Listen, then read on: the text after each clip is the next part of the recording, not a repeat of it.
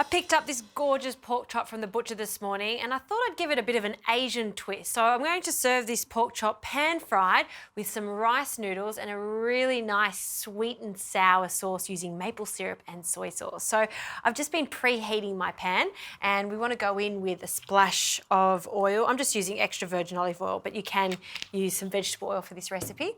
And once it's nice and hot, we'll start cooking the pork. Now, you can see that the pork has a little bone still left on it and some of the fat. Please don't take the fat off at this stage. If you want to take it off later, cook it with the fat and then remove it. It just keeps it in a really nice shape and it also keeps it moist throughout the cooking process.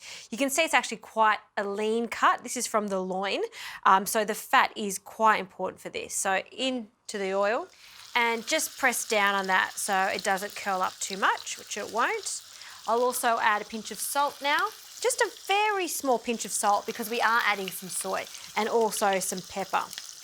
Now, whenever you're cooking a thick cut pork chop like this, and because it is so lean, you do want to bring it out of the fridge at least 15 to 20 minutes before you cook it. You don't want it to be freezing cold because it's going to take a while for that heat to penetrate that meat to get all the way to the centre. So just make sure you bring it out of the fridge so it does cook quite evenly. And this is not going to take long at all to cook.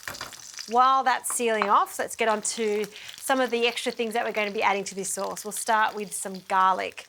And I'm going to finely slice the garlic. It's almost like the holy trinity with sauces like this. Garlic, I've got gorgeous ginger that I've julienned and spring onions. The three of them just work so well together. So I'm just using the light and white part and then again, just finely slicing that into rounds. Okay, and I like to use these spring onions too because it cooks really fast. It's all about flash frying when it comes to this recipe. So we'll just pop them together. Let's have a look at this pork. I'll grab some tongs and we'll turn that over. Oh, look at that. Isn't that just gorgeous? Beautiful colour. I'm just going to pop that in the oil over there too, okay? It's going to take longer to cook on the bone side, so just take that into consideration. I'll give it a few more minutes on this side and then place it just onto the bone side so we get some heat through the bone. But while that's cooking, we can add some other ingredients. So let's add our ginger to the pan and we can also add our spring onions and our garlic. And just with these tongs, I'm just going to coat them and turn them in the oil. Oh, and it smells so good. And I'll add a star anise. Star anise, just one of these is powerful enough. They're quite strong, but it does give a nice flavour to the sauce. So we'll just pop that straight in there, just in that oil, so it starts to warm up. And I'm just going to place that pork just on the side, just for a moment, just to get some heat penetrating there. You only need just a few moments. Okay, that's looking good. Now, if you like, you can take the pork out at this stage, but because it's quite thick, I'm going to cook the pork along with the sauce. So first we need to deglaze, and I'll be doing that with some Shaoxing wine. So a splash into our pan. Let that bubble away. So it's almost going to start steaming that pork chop.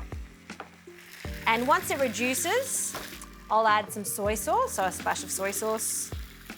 And for the sweet component of this, instead of just sugar, some maple syrup. So we get that almost woody flavour there too. So a splash of that. It's also going to give us a gorgeous glossy sauce. And to thicken this sauce up quite quickly, I have a little bit of potato starch here. You could use some corn flour too if you like, and a splash of water. And I always find potato starch to thicken up just a little bit more than corn flour. So you don't need too much of this, just the smallest amount. So we'll pour that in, reserve some, and grab your tongs and just mix that, coat the pork. You can see how much sauce, you want to be generous with it. Oh, look at that. Grab a spoon and just pop the pork to one side of the pan and just gather this sauce and almost bathe this gorgeous pork chop in this glossy sauce. This is ready to go. Now, you could serve this with some rice if you like, but I've got some rice noodles. I have just warmed them up in the microwave. You can use fresh ones or dried ones, but just follow the instructions that are on the pack. And I'm going to simply serve the pork chop on top of the noodles because it just looks so pretty. Just lay that there. And the noodles, well, they're just like sponges. So you want all of this sauce to go on top of the pork, just in and around. Oh, that looks good. To freshen this whole thing up, some carrot. I've just julienned some carrot. We'll just pop that on the side, along with some spring onions. Now these are just spring onion tops, and the base of it too. I've just finely sliced them and then popped them into some ice water. And if you do that, you can see that they curl up really nicely. And I kind of like the rawness of them too with this. Finally, I'll just adorn this with some sesame seeds over the top. And that is a glorious dinner, showcasing a beautiful pork chop, delicious with those rice noodles.